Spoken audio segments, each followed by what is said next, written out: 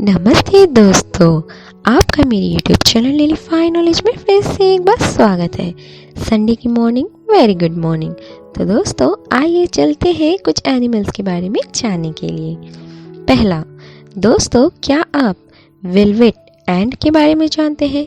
अरे भाई, आज तक तो सुना था कि वेलवेट कपड़े होते हैं, पर वेलवेट एंट, जी हाँ दोस्तों, म्यूटिलिडे ततैया की 7000 से अधिक प्रजातियों का एक परिवार है, जिनकी पंखहीन मादा बड़ी बालों वाली चींटियों से मिलती जुलती है।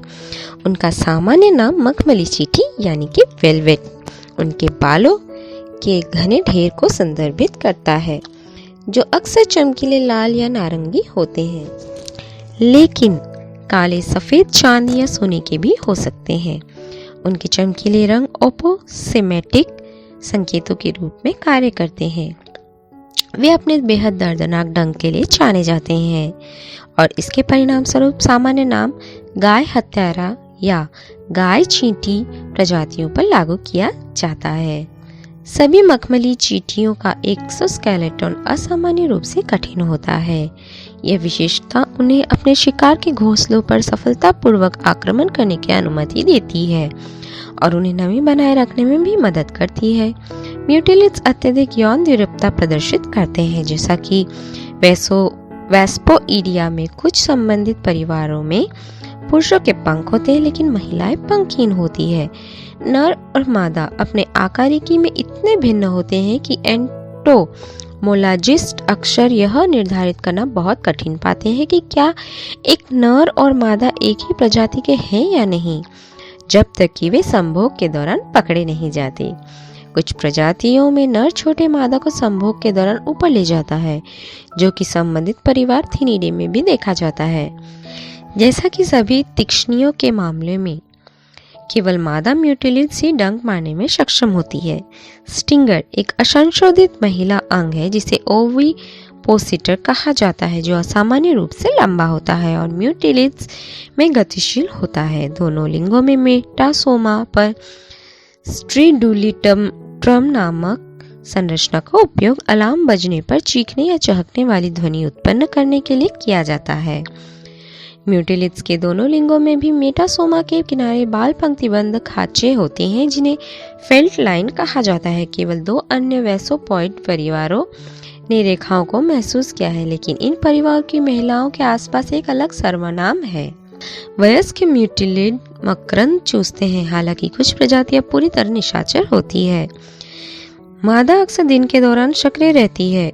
ट्राइकोलाई बियोड्स इसबे की मादा कभी कभी सूर्यास्त से 2 घंटे तक पहले तक सक्रिय रहती है।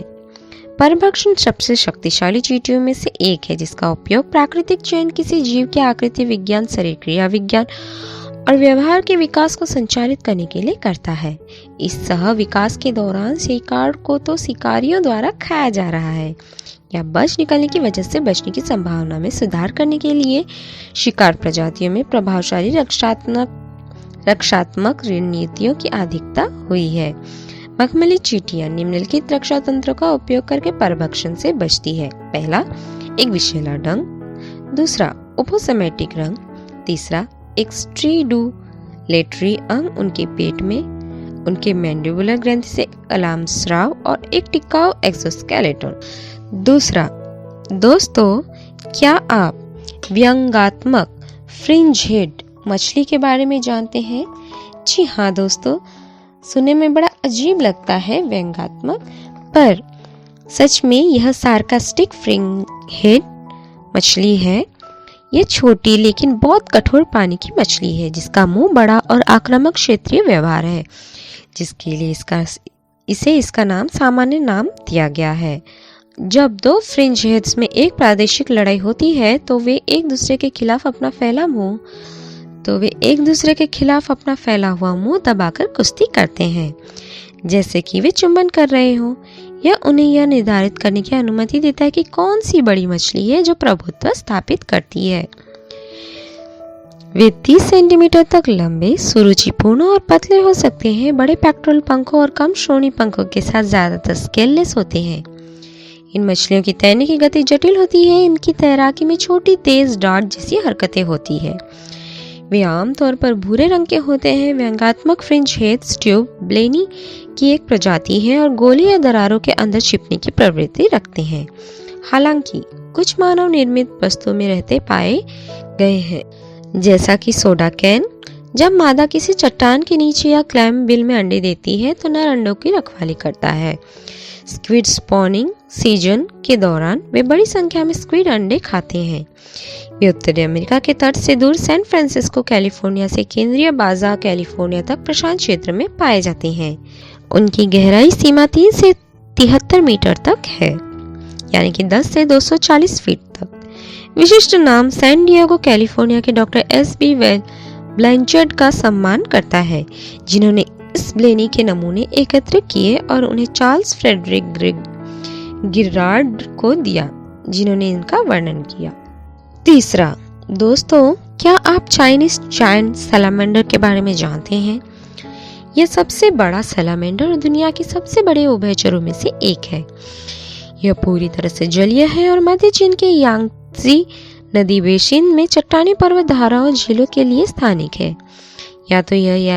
या तो यह एक करीबी रिश्तेदार को जापान और ताइवान में क्योटो प्रांत में पेश किया गया है। आवास के नुकसान के कारण इसे जंगली में गंभीर रूप से संकटग्रस्त माना जाता है।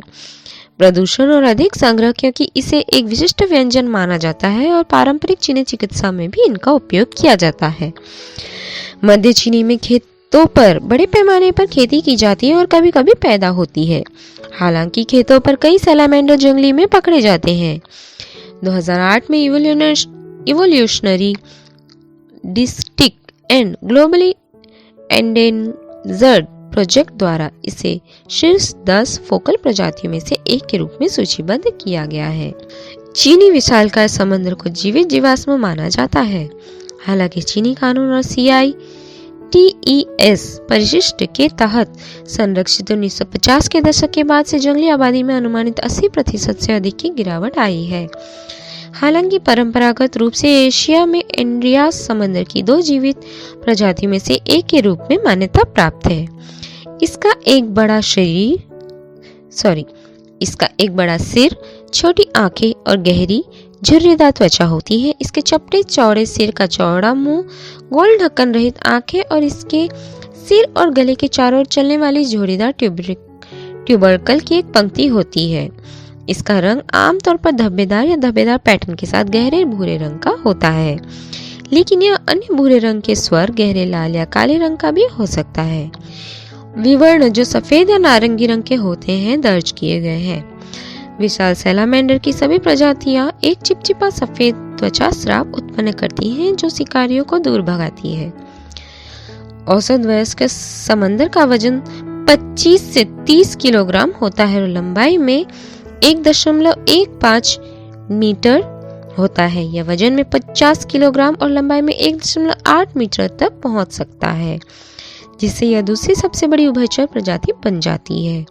दक्षिण चीन के विशाल समंदर सबसे लंबे समय तक हाल ही में प्रलेखित चीनी विशाल समंदर, जिसे झांगजियाजी में एक खेत में रखा गया था, 2007 में 1.8 मीटर था। दिसंबर 2015 में चुंगचिंग के एक दूरस्थ गुफा में पाया गया 52 किलोग्राम का।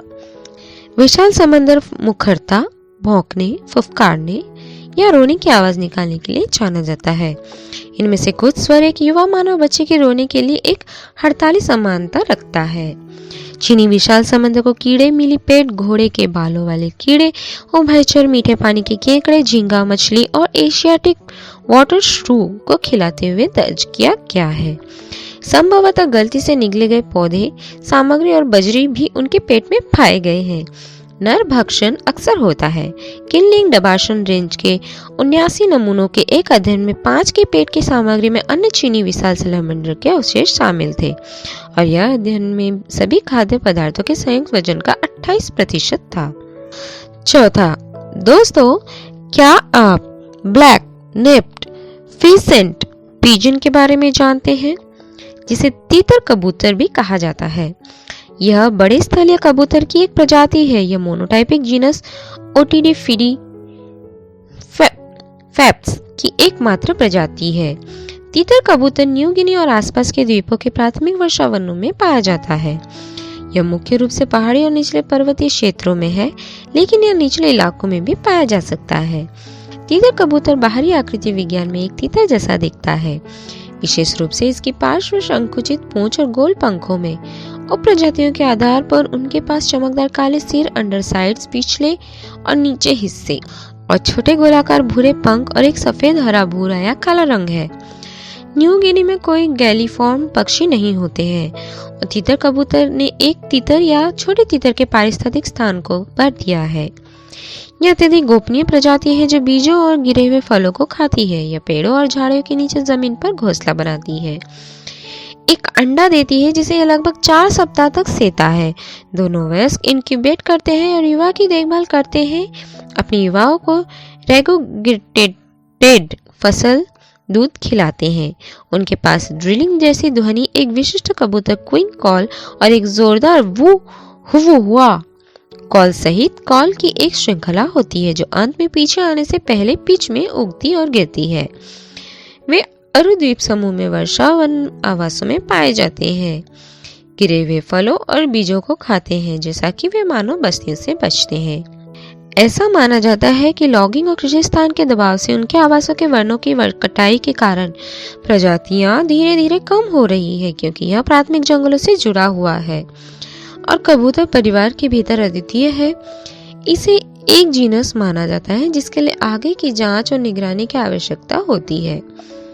ग्रीन नेप तीतर कबूतर और ग्रे नेप तीतर कबूतर को संकटग्रस्त नहीं माना जाता है, लेकिन ब्लैक नेप तीतर कबूतर को गंभीर रूप से संकटग्रस्त माना जाता है और सफेद नेप तीतर कबूतर असुरक्षित है। ब्लैक नेप तीतर कबूतर लंबे समय से केवल 1882 में एकत्र किए गए प्रकार के नमूने से ही विज्ञान के लिए जाना जाता है, लेकिन फर्ग्यूसन द्वीप पर पाया गया था जो कि 2022 के अंत में था। 5वां, दोस्तों, क्या आप जानते हैं कीवी का अंडा बहुत बड़ा होता है। मैं ये नहीं कहती हूँ कि शुतुरमुर्ग के अंडे के बराबर, पर हाँ, वास्तव में अपने शरीर के आकार के अनुपात में मादा कीवी लगभग किसी भी अन्य पक्षी की तुलना में बड़े अंडे देती है, जबकि एक शुतुरमुर्ग दुनिया का सबसे बड़ा पक्षी का अंडा देता है। यह वास्तव में उसके शरीर के वजन का सिर्फ 2% मां के अनुपात से सबसे छोटा होता है। वास्तव में कीवी के अंडे समान आकार के अन्य पक्षियों की तुलना में 6 गुना बड़े होते हैं। मनुष्य में पूर्ण अवधि में एक बच्चा अपनी मां के शरीर के वजन का 5% होता है। तुलनात्मक रूप से कीवी अंडा मां के शरीर का लगभग 20% हिस्सा लेता है। कीवी को बहुत प्रजननशील होने के रूप में भी जाना जाता है। दरअसल एक मादा कीवी अपने जीवन काल में 100 अंडे तक दे सकती है। जी हाँ दोस्तों, इतना बड़ा अंडा देने में जहाँ दर्द होता है वहीं एक फायदा भी है। अब आप सोच रहे हैं कि इतना बड़ा अंडा देने में फायदा? जी हाँ दोस्तों, अधिकांश पक्षी के अंडे में 35 से 40% जर्दी होती है, लेकिन कीवी के अंडे में 65% तक जर्दी होती है। पौष्टिक जर्दी कीवी चूजों का उत्पादन करती है जो पूरी तरह से पंख वाले और स्वतंत्र होते हैं और इतने बड़े होते हैं कि यह जीवन के पहले सप्ताह तक उन्हें बनाए रखते हैं। उस समय तक चूजे अपना भरण पोषण कर सकते हैं और कीवी माता पिता को कभी कभार ही अपनी संतानों को खिलाना पड़ सकता है। यह अभी भी स्पष्ट नहीं कि कीवी इतना बड़ा अंडा क्यों पैदा करती है।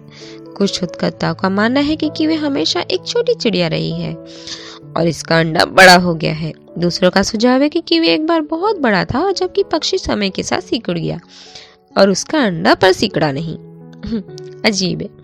ऐसा लगता है कि बात की व्याख्या अधिक होने की संभावना थी, क्योंकि एक वयस्क पक्षी की विशेषताओं में क्रमिक विकासवादी परिवर्तन अंडे या भ्रूण में परिवर्तनशील की तुलना में जीवित रहने के लिए अधिक संभावना है।